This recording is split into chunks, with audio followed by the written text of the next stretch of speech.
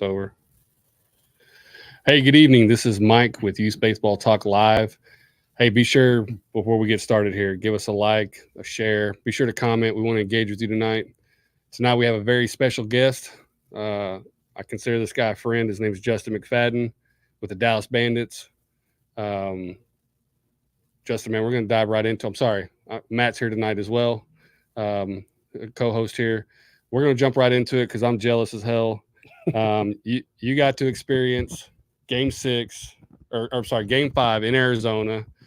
I saw you check in on Facebook, and I was like, this mother. But I was excited for you because I knew the game was going to be good. I didn't know it was going to be that good. I didn't know we were going to be looking at a possible no-hitter through, 6 innings.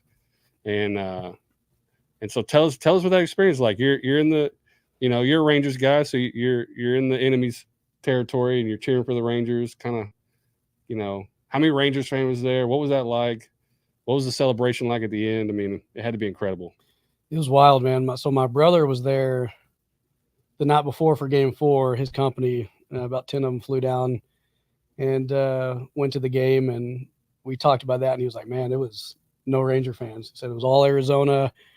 He was worried that it would be anticlimactic, for us at Game 5 if we won it. Well, we get there Game 5, and it was a lot of Rangers fans, and you could tell by the flights and a bunch of people from all around were taking off to go catch that game. Did you run into anybody you know? I did not. So I went to a Kansas City Chiefs Cowboys game 2 years ago. And I ran into like a dozen people from Waxahachie, where I'm from and where I currently live. I couldn't believe it. I was like, was everybody from Waxahachie coming to this daggum game? I mean, what's the deal? So I was interested if you actually ran into anybody from DFW or maybe the Bandits organization. We actually sat down in a section with the row in front of us, the row behind us. They all ended up being Rangers fans. So we're pretty pumped up at the moment. So tell me what that atmosphere was like, being Game 5 of the World Series, possibility to clinch it. And then we do. That's the crazy thing, right? We clinch it at their place. I kept telling him I was going to take my dad, and I kept telling my dad, okay, like, I'm not saying this is something management would do, but I wouldn't put it past them to, fly under the radar tonight, go back home. Find a way to blow it to bring it back to Dallas. Yeah.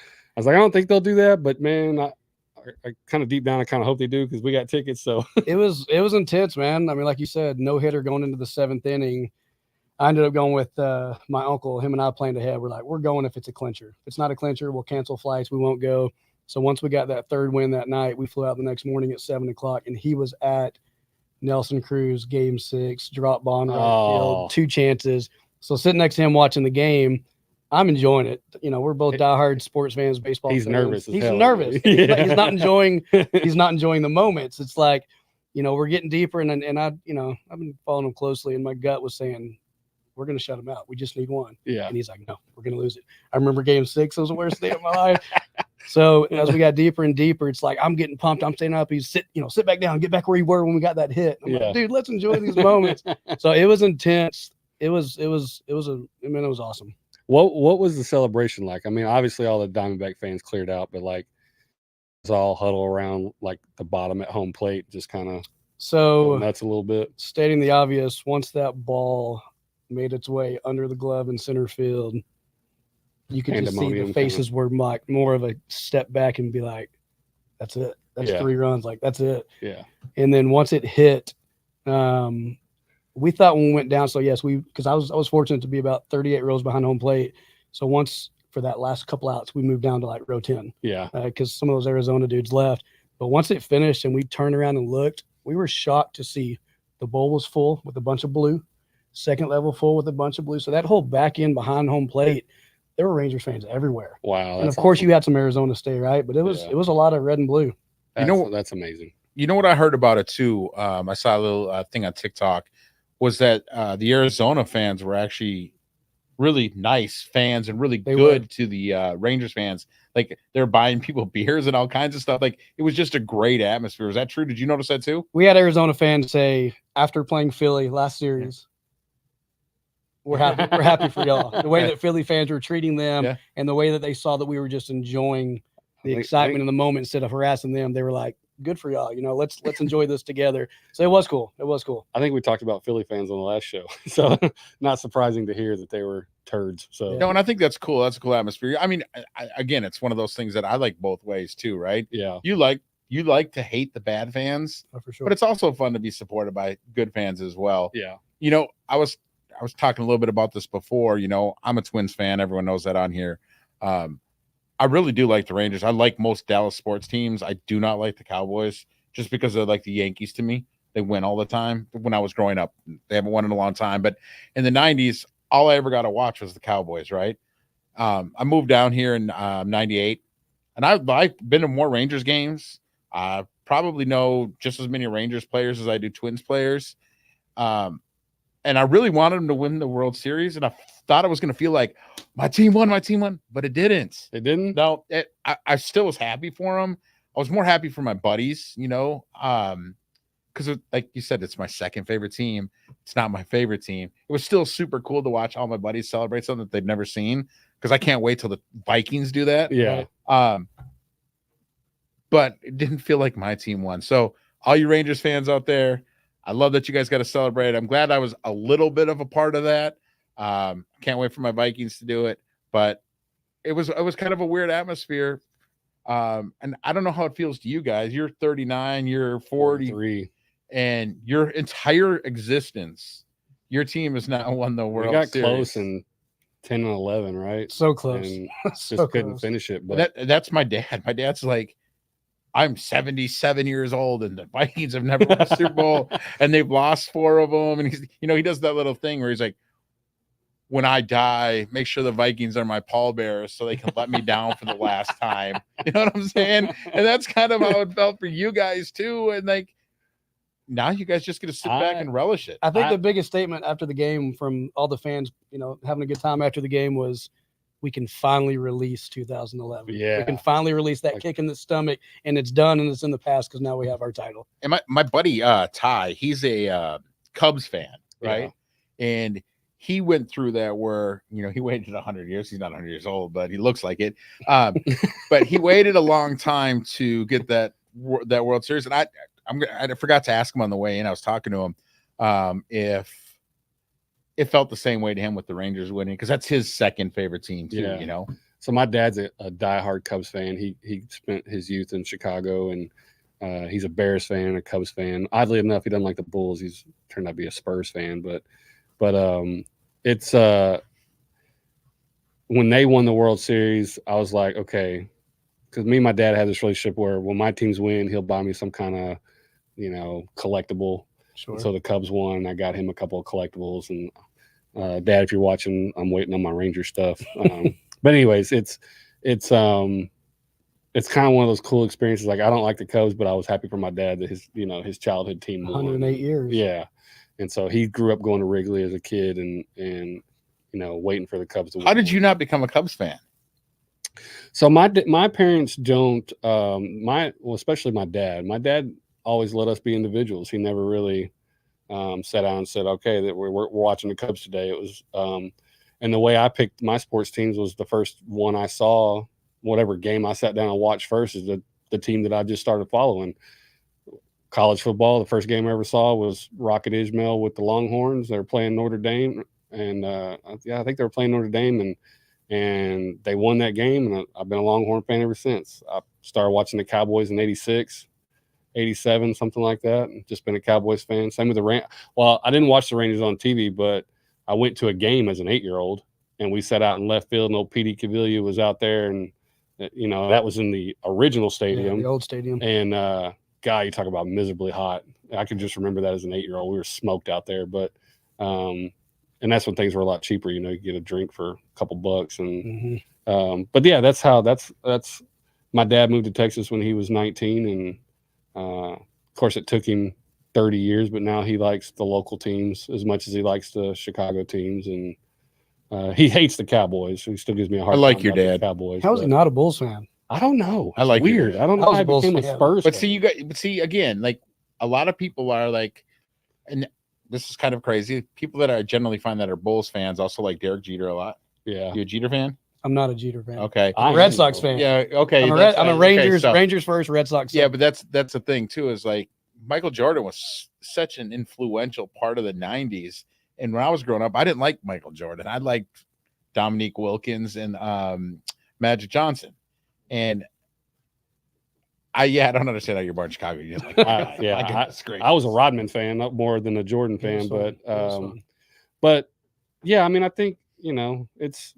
And then my parents were that way with everything. They let us make up our own mind about what we believe in, what we wanted to do. And I'm the only one that played sports and loved sports and made sports a living. And my brothers, they're mechanics and handymans, and they let us be us. And they can rip phone books in half because their hands are so strong from working outside. Yeah. So I want to go back to the Rangers thing real quick. I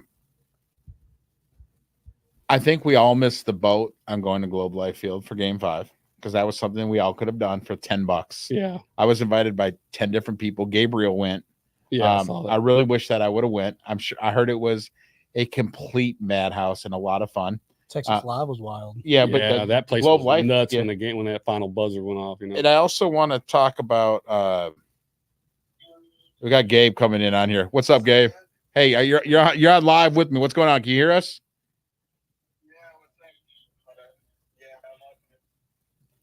Look at that ugly guy right there. What's up? They're gonna do the drawing real quick for the glove. You want to do it right now? All right. Hey, we're gonna do the drawing for the Spider-Man glove. We don't have it with us. Gabe has it.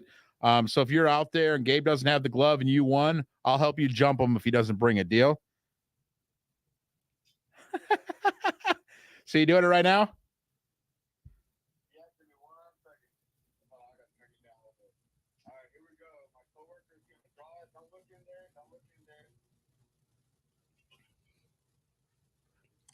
We're zoomed in on my stomach.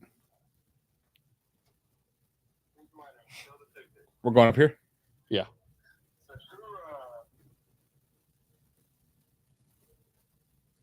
Leo Segura, right? Leo Segura is the winner of the Spider-Man glove. Okay. Did anyone know where he's from?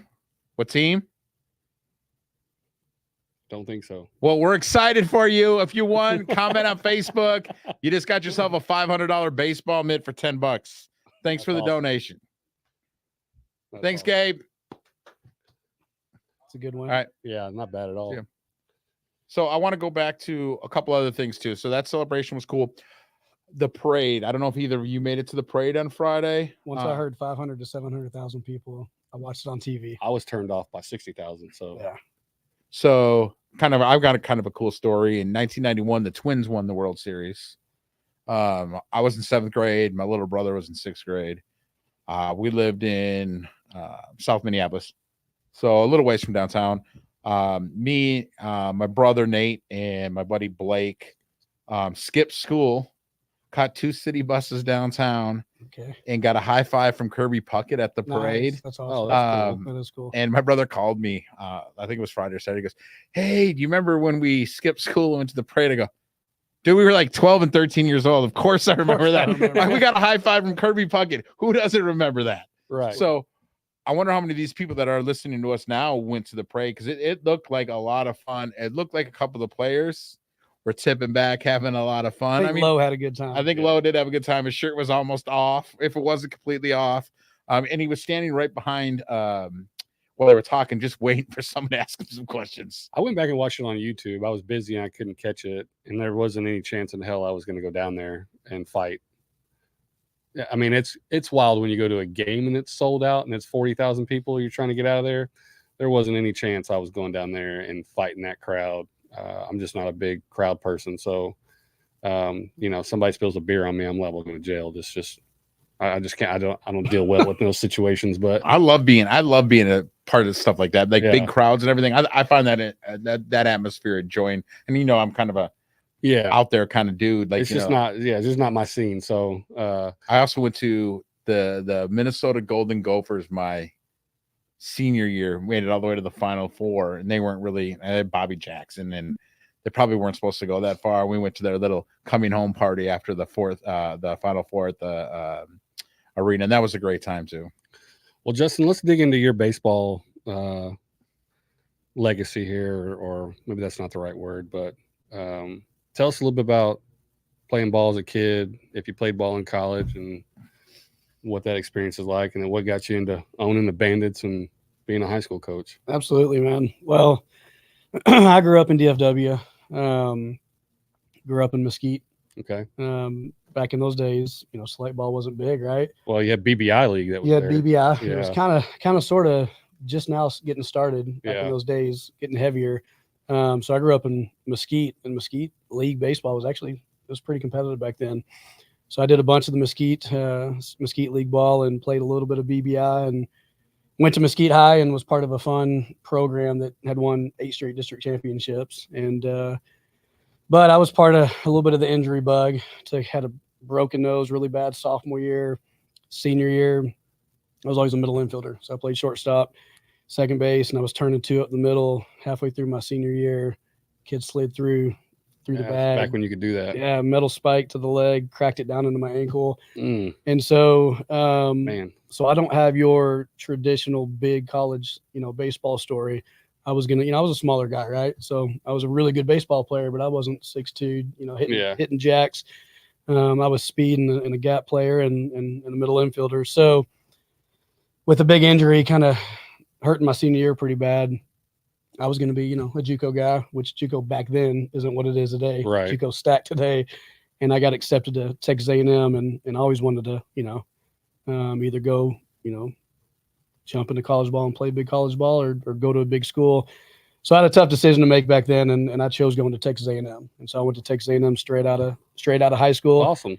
And got to do a little bit of the club ball, D1 club ball. But it just wasn't the same. So that path kind of got me started into just being a sports nut, right? Like we're all baseball fans, but really I'm a baseball, football, basketball, all across the board. So just went to Texas A&M, got to enjoy that big life and doing every intramural sport you could possibly think of in the book after playing a little bit of baseball, and was even a sports writer for the Battalion, the Texas A&M big student newspaper. And so college, I had a bunch. I'm fortunate to grow up with some uncles that are just, business owners, right? So I didn't know what I was going to be, what I was going to do. I just knew someday I kind of wanted to own something and or build something, right?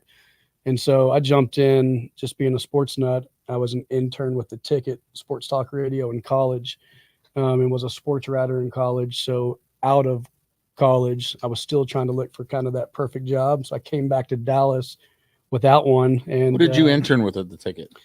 I was Bad Radio's intern. For how long? So Bob and Dan for a summer. So I came back during the school year for a summer. I was their intern, and it was a good time. What year was that? Oh, that was 2005. So came back to Dallas, and my first job out of college, I was an account executive for 7 years. So I sold for 1310 the Ticket, Sports Talk Radio, the Texas Rangers, ESPN, CBS television for a little bit. And I'm a believer. And I always say God had a different plan. Didn't know what it was going to look like, but I just got into the sales world, learned a bunch. And then my uncle, who I got to go to the World Series with, we've been doing this baseball together for 11 years. He was like, hey, I got these little 7 and 8 year olds. You want to coach them on the side? And I was at CBS television, and my sales manager was a former college baseball player. And I even went to him. I was like, should I do this? He's like, dude, you got to have fun outside of work. Go for it. Yeah. And like I said, God had a different plan. So that was just little dudes, 7. And those are seniors for me right now. Yeah. That's so those 7 and 8 year olds are now my, a couple of my seniors at Bishop Lynch and part of my 24 national showcase team. And that's where it started. And, next thing you know, I started a group with another guy called the Next Level Bulls, and then got the head coaching job at Bishop Lynch High School. I'm the varsity coach there for the last 7 years, and started the Bandits. And it just kind of things happen in life. Take advantage of opportunities and keep an open ear and open mind. And now I get to invest into kiddos doing something that we all love as fans. You guys have a beautiful field over there. It's a great field. It's beautiful. My kid actually tried out for you guys. And it's funny now that I'm running tournaments. I wasn't running tournaments at the time.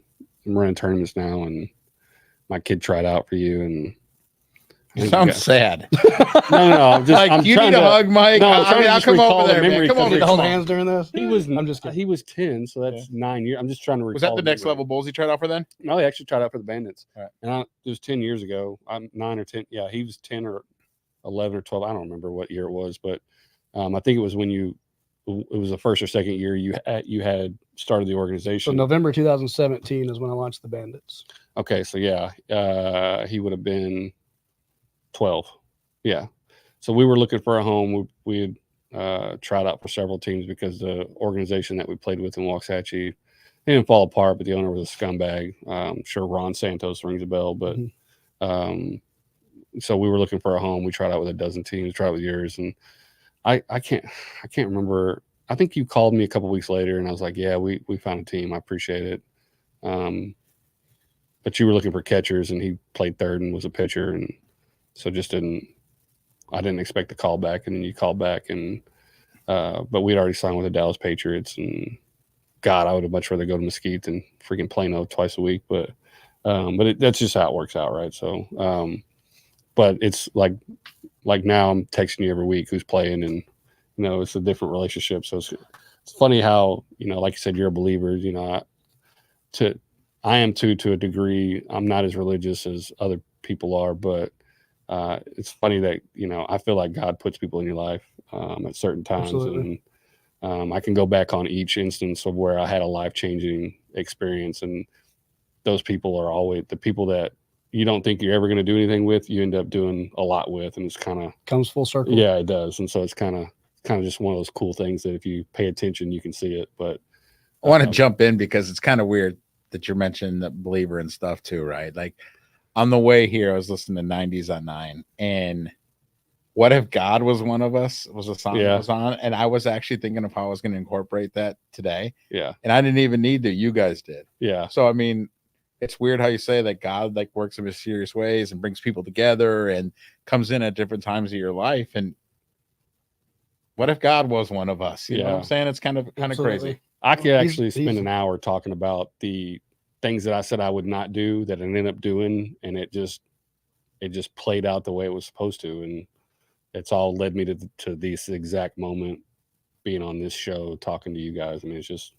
it's weird how you can connect the dots if you just pay attention, right? And I say it all the time, nothing that I've done or who I am has earned kind of where I'm at. It's all who I know. Like, I've been so blessed to have a incredible community that's kind of become an East Dallas community that's spread out throughout the Metroplex. But the people that I've met, I mean, my baseball people are, my best friends now, and my clients are my best friends, and my parents are my closest friends. And even that Bishop Lynch community now, it's just, I never thought baseball was going to be the business. I wasn't trying to do that. God was like, you love kids. And I was telling you earlier, never been married, don't have any kids, but I have 23 years of experience of being an uncle. My brother is only 3.5 years older. Well, now you're coaching kids that are 8 through 18. So I got to learn to really enjoy investing into kids, being an uncle for 23 years, and then all three of us are big sports nuts, and it's like, okay, I can.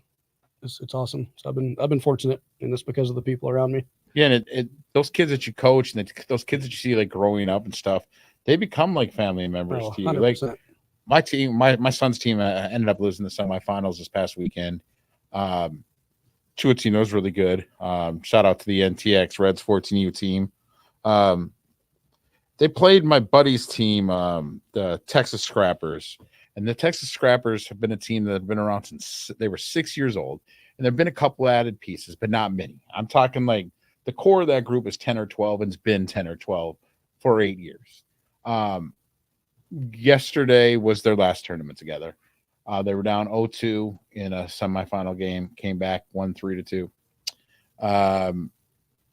Then they were in the championship game and they won again.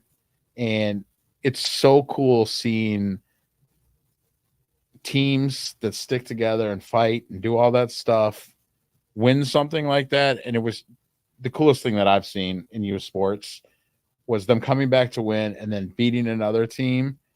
And it was a team that had fought together for 8 years, knowing that it was their last tournament together, right? And did it.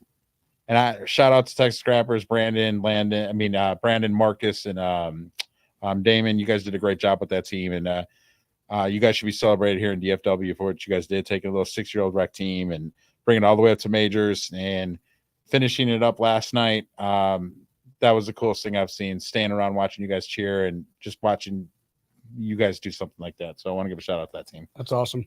Let's talk a little bit about philosophy and how you run your program, because I ran a program of 200 kids that I just stepped away from this last year.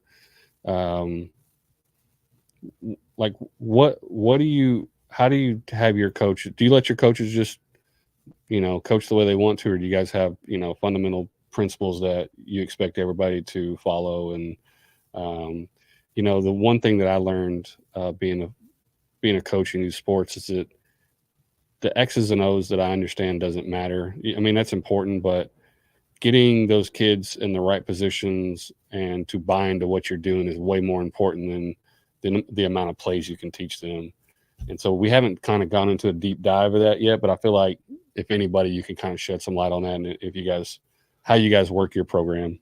No, that's a big part of who we are. Anytime we talk to a family, a new kiddo, when I'm hiring a new coach, first off, I feel like a lot of organizations, there's a lot of teams, independent teams. We're the complete opposite. Yeah.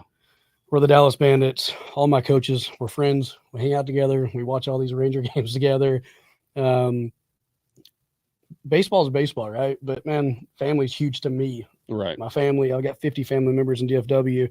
So that philosophy of families, it's real. It's not lip service to us. And so with that being said, we are coaching from the same mindset, philosophies, beliefs. Every coach has their own flavor, right? Right. Every coach has their own flavor. Every coach is really, really good at this or that, but we all agree and talk and have coaches meetings, and we're on a group meeting together. They're always talking through stuff. And so we're agreeing on our pitching philosophies and our pitch counts and our, base running mindset and what puts the kids in the position, so it's not every coach just has their own philosophy, but every coach has, of course, I let them be themselves, let them be themselves, and they're going to have their own flavor, how they teach. And that's what makes all of our coaches so great is they get to utilize their strengths. Well, and the reason I wanted to talk about this is because I've watched your teams over the last couple of years, and they all move the same. And I know that's maybe people don't understand what I'm saying when I say they move the same. Just the way they carry themselves, the way they warm up, the way they handle bad situations. And I know people don't think I watch, but I do. I go out to the park and I watch for a little bit, and that's just a coach in me. I get to watch it, and I look for certain things. As an official, I look for certain things. I look for the way guys warmed up. I look for the way how they coach their kids, and I could tell you if that was a solid coach or not just by the way those kids warmed up and how they talked to their coach and parents. And I would look at that stuff because I want to know what kind of mess I was getting into, if it was going to be a rough game or if it was going to be a good game. And I'd say 99% of the time I was spot on just by, watching those little details. And so I've watched your teams over the years, and like I said, they move the same. You guys walk and talk. I wouldn't be able to differentiate one coach from another.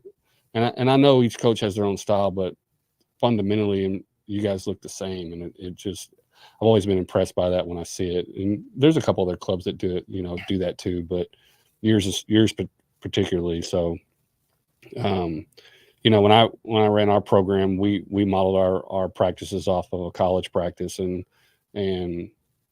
I've been told the same about our teams when we go play other towns. Like, doesn't matter which Tomahawk team we play, you guys all look, and right. It's the same feel and look, and I think that's important. So just creates consistency. Yeah, the kids know what to expect, right? I mean, it doesn't matter who's coaching them. If something happens, everybody knows what to expect, how to carry themselves.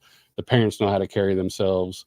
That's one of the things I love about your program as well. Is I've never had problems with your parents, and I would imagine if I did, I could just text you and you'd take care of it. But they've been great. They don't yell at umpires. They don't get stupid. We're fortunate. We're blessed to have good parents, right? Yeah. Good families, but we do set the expectation up front. We have a 24-hour rule. Yeah. We all say stuff quickly that we don't mean. So we ask a 24-hour rule before they show upset. And then secondly, God, we're people, bro. Yeah. I'm just a dude. the other dudes, the umpires are dudes, and I've already like been a varsity baseball coach, and I've been coaching youth from 8 all the way up to 14, and umpires are going to mess up. Yeah. And so I've given up being angry at umpires. They're going to make mistakes, and so we already told the parents, like, if you're going to like, we're going to cut the parent because it's a cancer in the team, it's a cancer in the program. But to go back for half a second on what we've tried to do a little bit different to create the philosophy is, I really don't want it to be, we have about 15 Dallas Bandits teams right now, and I don't want it to be 15 different teams. So right now during the fall, spring's heavier, right? Fall's lighter for us. We go lighter on purpose in the fall. That's everybody. But we do Monday night or Tuesday night organization-wide practice. I have every single youth bandit out there with all my head coaches, and we have stations set up. And that coach mans that pitching station. He mans that catching station. He mans that infield, that hitting. And so the kids cycle through all of our head coaches, because I don't, it allows them to hear it being taught with a little bit of different verbiage. So plus, like, I want to be able to invest in all the kids, right? Right. Instead of having to go to work with all of them. all the different practices. So it's fun. So all our coaches, they're head coach of each team, but they love helping all the kiddos. We did something similar, but not in that way. Like 6U through 12U, we would all stretch together. We would go 10 minutes of individual time. So like I had all the linemen, so it didn't matter if you were 6 through 12. For 10 minutes, I had all the linemen, and we were doing the same drills, same with our other positions. We had coaches that, whether they played it in high school or whatever, and they taught those positions. And then we would break out into individual teams and have our practices. Yep. And then at the end, we would all condition together. We'd have our little huddle at the end, talking about just how to be a big boy one day and challenges and things like that. But that's why we had that. That was the program philosophy. Everybody's going to do the same, look the same, feel the same, So if you're out there and you're running an organization, and you don't know how to get your parents to behave, I'm going to tell you how to do it. You and Justin, I'm sure you'll back me up here. You go to them and you have it in your parent meeting and say, look, I'm going to deal with the officials. You just cheer. It doesn't matter what sport it is. Just be a fan. Be a fan of your kid. They want to impress you so bad. They want to make you proud. Be their fan. I did it for football, and we'd have a team that was a turd to us on social media or whatever, and we got ahead, and our parents started acting like clowns. I'm like, we're not doing that. Sit down, behave. Let's have some class about us. We have a bad game with the officials. I'm like, I got it. I'll deal with the officials. You just cheer. And I think our youth and the events that we play in would be so much better if we could get everybody on the same page with that. Hey, Justin, I want to go back to something else too that you had referenced earlier when you were talking about being in college, and you had that choice between going to JUCO to play baseball or go to college and experience college lifestyle. And that's something that I speak highly to my son about. I said, I want you to play in high school. College is, who knows if you'll ever be good enough. I mean, not most people aren't, right? But I've always told them, like, when you're playing sports 7th, 8th, 9th, 10th, 11th, 12th grade, and you go off to college and you play intramural sports, it makes your college experience a lot more special. So how was that playing those intramural sports? I'm sure you played more than just softball and probably played basketball too. And I told my son, I go, I'm sure there's nothing better than playing like intramural softball and just dropping bombs. Yes. And the sororities are, of course, they're watching too. They take notice of that, right, Justin? Absolutely. So they take notice when you're knocking down the 3-pointer in the intramural basketball game. So, hey, guys, just because you're not going to play baseball or basketball or football in the college at the so-called Division I doesn't mean you can't go out to play intramurals and have a lot of fun too. Am I right? Oh, unbelievable. Look at it. You got, like I said, we're sports nuts, not just baseball fans. Yes. They got sand volleyball. You got 3-on-3 basketball, 5-on-5 basketball. You got softball, co-ed softball, 4-on-4 flag football, 7-on-7 flag football. I did it all. How much fun? Oh my gosh. My brother, it's always easier to tell you what someone else does. My brother jokes that I majored in every sport I could play, and I minored in school. Which isn't true, but you get my point. And you didn't. I fully enjoyed it. You didn't play for Texas A&M football, but you played for Texas A&M flag football. That's right. Texas A&M sand volleyball, and growing up playing sports allowed you to do that at that level. Is that correct? Absolutely. That's amazing. I mean, they say 1% of the kids that play actually go on to play Division I. 99% of you guys can go play intramural sports and dominate and have an amazing time, make lifelong friends and business partners. Absolutely. Absolutely. I think that number's shifted a little bit. I think it's more like 3%. Yeah, but still, what I'm saying is it's still minuscule. Minuscule. It very 3% much is so. nothing. Very much. But so. 97% of you could still go play sand volleyball, jump up and spike it down and celebrate. Life is what you make of it, Yep. man. Life is what you make of it. Smile, have fun. So we have top 5 coming up? Yeah, how much time we got left? We're at 7:54 p.m. Okay, so we got just a couple minutes. Yeah, let's go ahead and roll into our top plays, and we'll talk about them a little bit. Hang on, folks. Here they come.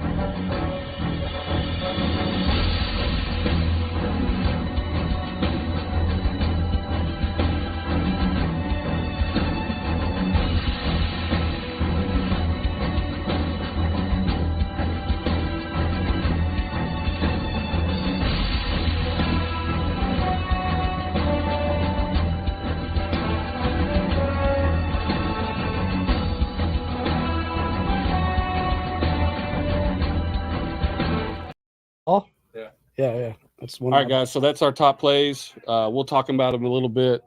Matt, what'd you have for your number one? So my number one, it was actually pretty close. I could talk about all the plays. My number one was the double play, hit back to the pitcher, spun, threw it to second, threw it to first, which they always say first base is the easiest position to play. Yeah. But on a double play, when you're spreading out, you're scooping the ball. I mean, on a double play, on a bang play, that takes it up a level. He bailed. I forget. I think it was a shortstop. He bailed the shortstop out on that play for a double play. He had triple play earlier. I love triple plays. Generally, there's base running errors when a triple play happens. That's what happened there. And there's a lot of pressure to make all the plays. But I had the double play as my number one play. I had it the other way. I had the triple play than the double play, just because even with the bad base running, it's just impressive for those age groups to pull it off. But for sure, the double play was pretty sick too. And so I didn't argue when we had them flipped. I was like, I'll just go with that. It's just and then again, we had a couple catchers again this week. We had a 9-year-old playing up to 11U, and he threw out 4 runners this past weekend. Yeah, Texas Empire. Wow. Yeah, they're always a honey. You never really see kids get thrown out before 13U anyway, right? Yeah. Let alone a 9-year-old hosing you at 11U. At 11U, hey, impressive, or do you feel bad? Both. And like after it happens, you're probably like, oh my gosh, it just happened. And then it happens again, and 4 times in a weekend. Huge shout out to that 9-year-old. Yeah. And then the other kid, I talked about the Texas Scrappers a little bit earlier.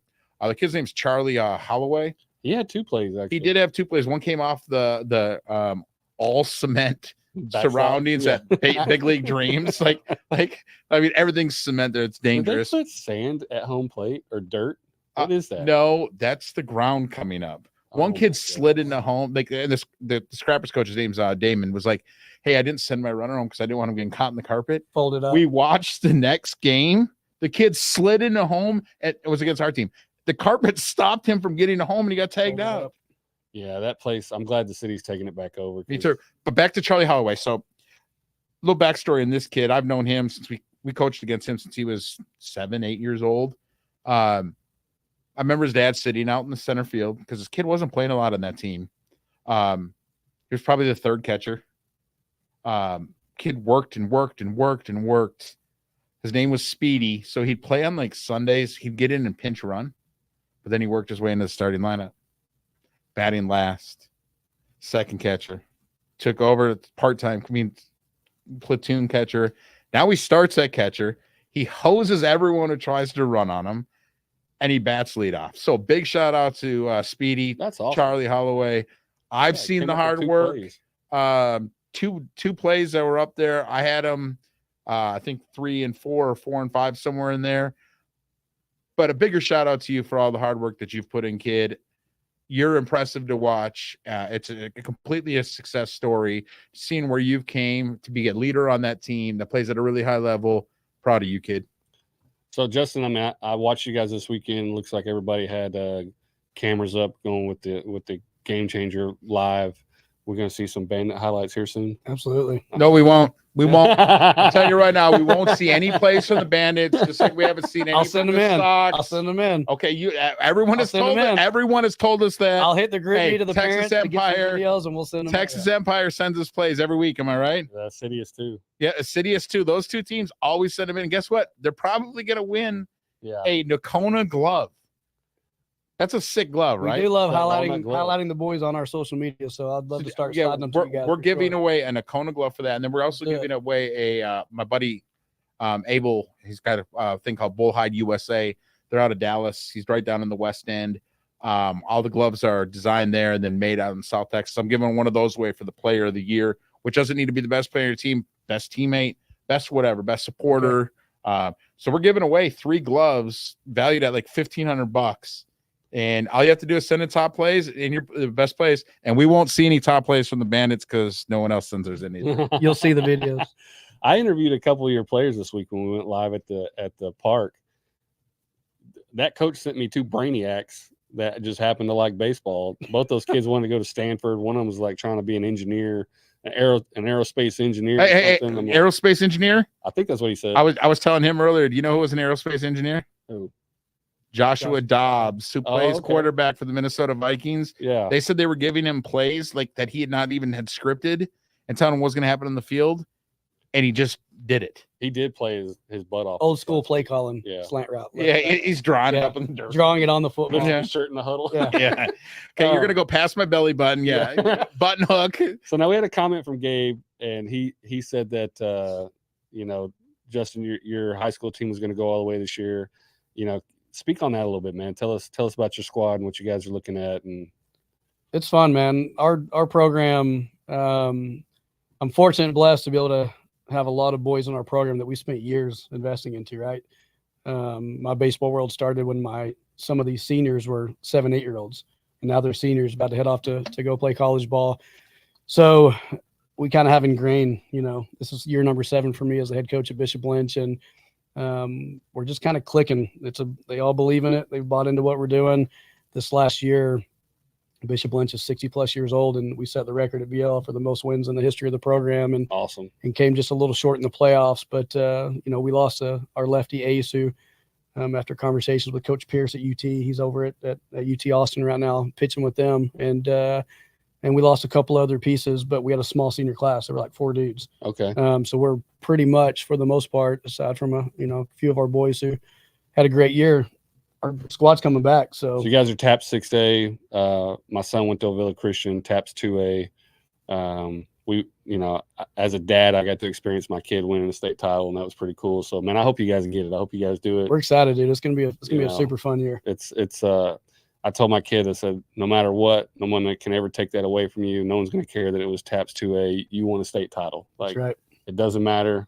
No one's going to ask you, well, what division? It's just, I won a state title. And I think that's one of the coolest things. Lord, it cost me enough, but it cost me like $20,000. I'd be shedding sports tears if I got to see these boys jump on each other and celebrate. It'd be awesome. Well, would that be more important than the Rangers winning the World Series?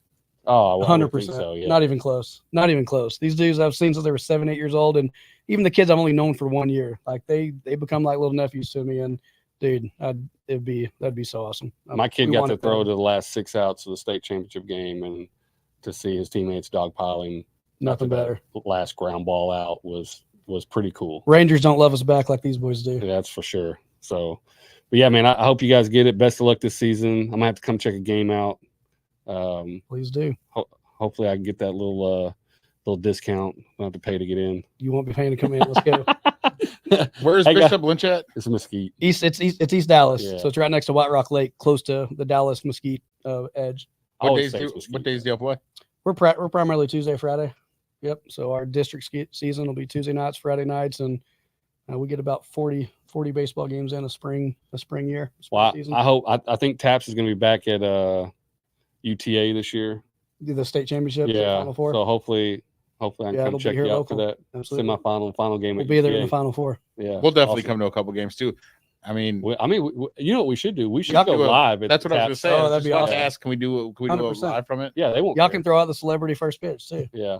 Well, I don't know about that, but Yeah, you can get down and catch my heater. Yeah, I think I can He'll get up to pitch about it, you can catch 62 it. miles an Yeah, hour I'll right catch- about we'll now. set you guys up. Yeah. Absolutely. my dad's trying to work that series this year. He said he's hanging on because I said, man, when are you going to retire? You're making enough money. You don't need to be calling ball anymore. And he's like, yeah, but I've never gotten to work a Tap series, so I'm hanging in there. So It's fun, man. I got to give a he shout worked out to one of your Taps. games. I think last year or the year in a Yep. I think he worked a playoff game Yep. for you guys, and he was telling me he was at your place and met you and all that stuff. For those that aren't super educated on Taps baseball, we got some dudes, bro. We face Oh, some that's the real arms. deal. We face some arms. There's D1 dudes all over the field in most of our district games. Most of our guys go to college ball, play college ball, and they get there and they're like, my high school experience was tougher than it is in college. Yeah, Depending on where they end up, because we face dudes every week. yeah. It's and that's what my son tried to downplay a little bit. I said, man, don't downplay that, man. You get into the semifinal game, yeah, easy. But that final game, you gotta be able to play, and it doesn't matter if it's 6A, 2A, 4A. You got to be able to play at that level in that Final Four. So, well, that's it for our show tonight, guys. Appreciate you tuning in. Appreciate the comments. Keep tuning in, man. We got some great guests coming up the rest of the month. We're gonna be looking for some more guests for the month of December. Matt, you got anything? Yeah, Get your plays in. Get your plays in. Get your top players in. Like I always say, go out there, have fun, and keep crushing baseballs. Yep. Peace out, guys. We appreciate it. And I just hit the stop on the. Gabe texted, turn off the comments. Turn them off.